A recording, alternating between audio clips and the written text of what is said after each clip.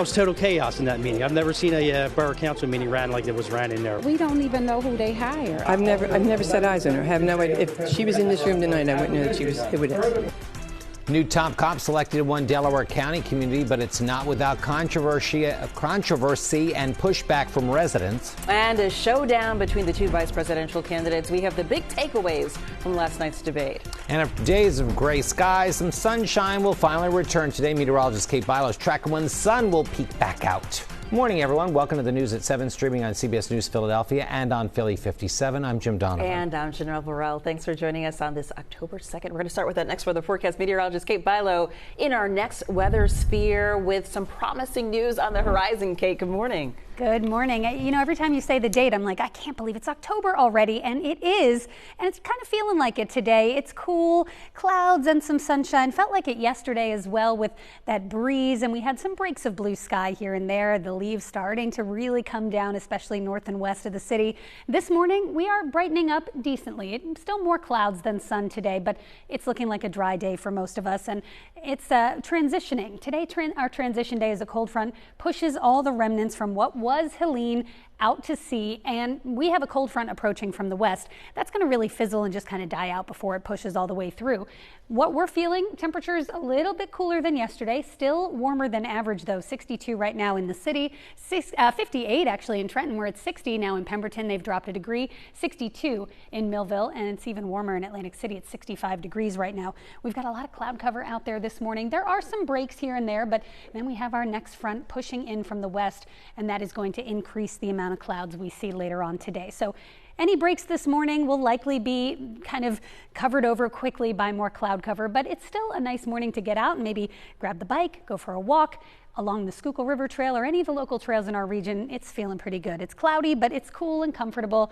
And if you're dressing for the day, I've taken the umbrella off the hangers here, which is good news.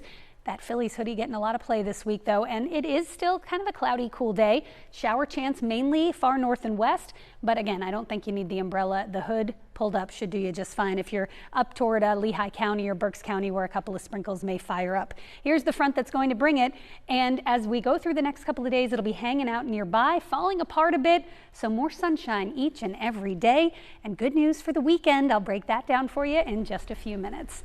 Kim Hudson's in for Chandler this morning, and things have been busy in the traffic department, Kim. That's right. For about a half hour, we've been dealing with this crash here on the Schuylkill westbound after Belmont Avenue. It started in this left lane, but it's been pushed off to the shoulder. But that doesn't mean that traffic improved any. We are talking about backups of at least a mile all the way back to City Avenue. So it's definitely slow along the Schuylkill westbound. It has definitely slowed down on 95 southbound near Cottman Avenue. It just seemed like the volume picked up instantly, and then the slowdowns just started gradually. If we're looking at drive times coming out of Bucks County, we are talking about 25 minutes. We do still have some residual backups after a crash that was just recently cleared. And we're also looking at 22 minutes from the Schuylkill eastbound along from the Blue Route down to the Vine, 22 minutes going into Center City. Janelle. All right. Thank you, Kim.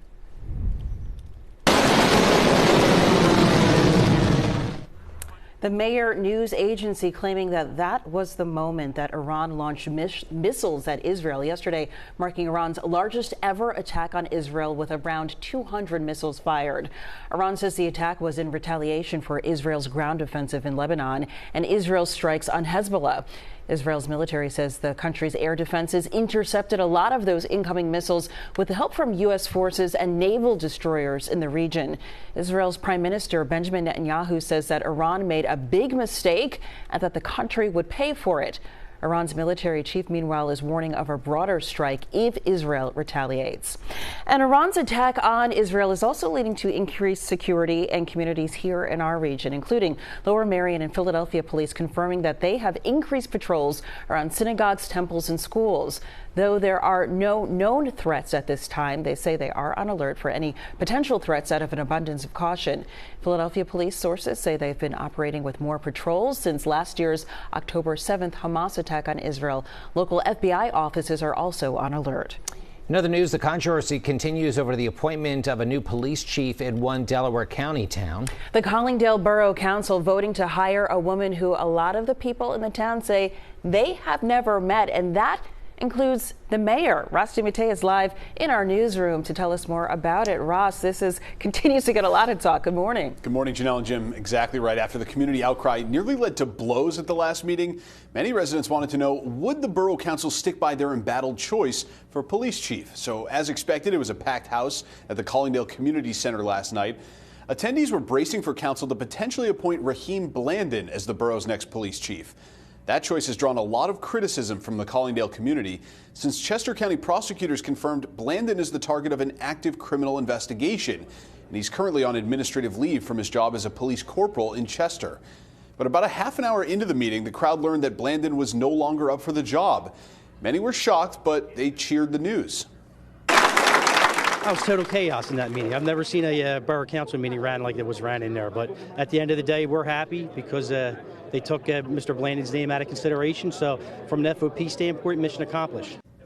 Some residents wanted to reinstate the previous police chief, but the Borough Council went ahead and voted in a new one, Shanae Mitchell, who is currently the chief of police in Selinsgrove, PA. That's just north of Harrisburg. The last-minute appointment caught residents off guard once again, including the mayor. We need time to meet and be able to get along with this person and know that she's going to gel with our force. It's not fair to these police officers. So they just hired somebody that you never met, ever? I've never set eyes on her. I have no idea. If she was in this room tonight, I wouldn't know that she was who it is. None of us would. We don't even know who they hire. I think it's rightful. Why did you get rid of the first chief? What was the problem? They do basically what they want to do. So as you just heard, after the meeting, residents expressing some frustration with the Borough Council. The Fraternal Order of Police says it's planning to contact the newly appointed police chief, and they are willing to work with her moving forward. Shanae Mitchell must pass a background check now before becoming Collingdale's new chief of police. Jim, back to you. Thank you very much, Ross. For a second day, thousands of dock workers along East and Gulf coasts are on strike. Dock workers have taken to the picket lines at the Port of Philadelphia and at ports in Wilmington and Camden. These workers all want higher wages and protections against automation. Many people are worried the strike could lead to product shortages and higher prices. When manufacturers are short, they tend to raise the prices on the product as it's shorted, because it's in more demand.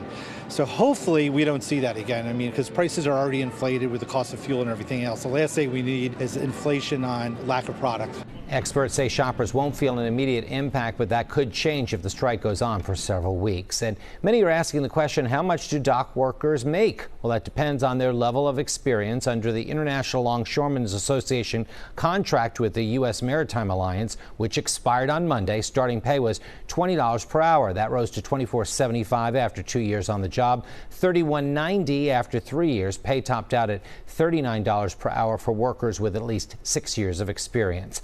And of course, stay with CBS News Philadelphia for the updates on the dock worker strike and its impacts locally here. We'll have the latest information around the clock on our website, cbsphiladelphia.com. Well, last night, vice presidential candidates J.D. Vance and Tim Walz going head-to-head for their first and likely only debate. CBS News correspondent Jared Hill has a look at the night's biggest moments. A handshake set the tone for a mostly civil debate. Vice presidential candidates J.D. Vance and Tim Walz, in their first meeting, sparred over top issues like Iran. Iran is closer to a nuclear weapon than they were before because of Donald Trump's fickle leadership. When was the last time that an American president didn't have a major conflict break out? The only answer is during the 4 years that Donald Trump was president. The economy. Teachers, nurses, truck drivers, whatever. How is it fair that you're paying your taxes every year and Donald Trump hasn't paid any federal tax in the last 15 years? Donald Trump delivered for the American people. Rising wages, rising take-home pay, an economy that worked for normal Americans. And gun violence. We unfortunately have a mental health crisis in this country. Sometimes it just is the guns. It's just the guns. At times, the discussion more tense, like this exchange over the 2020 election. Did he lose the 2020 election? Tim, I'm focused on the future. Did Kamala Harris censor Americans from speaking their mind in the wake of the 2020 COVID situation? That is a damning non-answer. While talking immigration, Walz challenged Vance over his past comments about Haitian migrants living in Ohio. That vilified a large number of people who were here legally. The people that I'm most worried about in Springfield, Ohio, are the American citizens who have had their lives destroyed by Kamala Harris's open border. In a new CBS News poll, debate watchers said the tone was generally positive. 42% thought that Vance won, while 41% thought Walz won. The rest said it was a tie.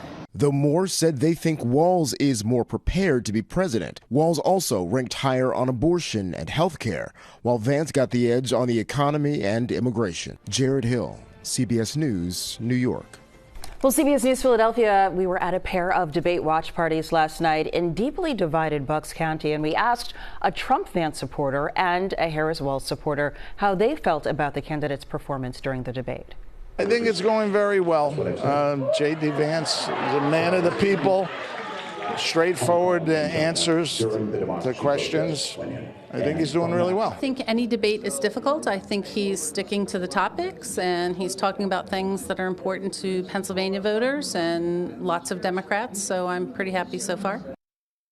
There will be a lot of new polling in the coming days to determine if the debate moved the needle in either direction. And we are now just 34 days away from Election Day. Trust us to bring you the latest updates on the race to the White House. When we're not on TV, you can always find us online at cbsphiladelphia.com.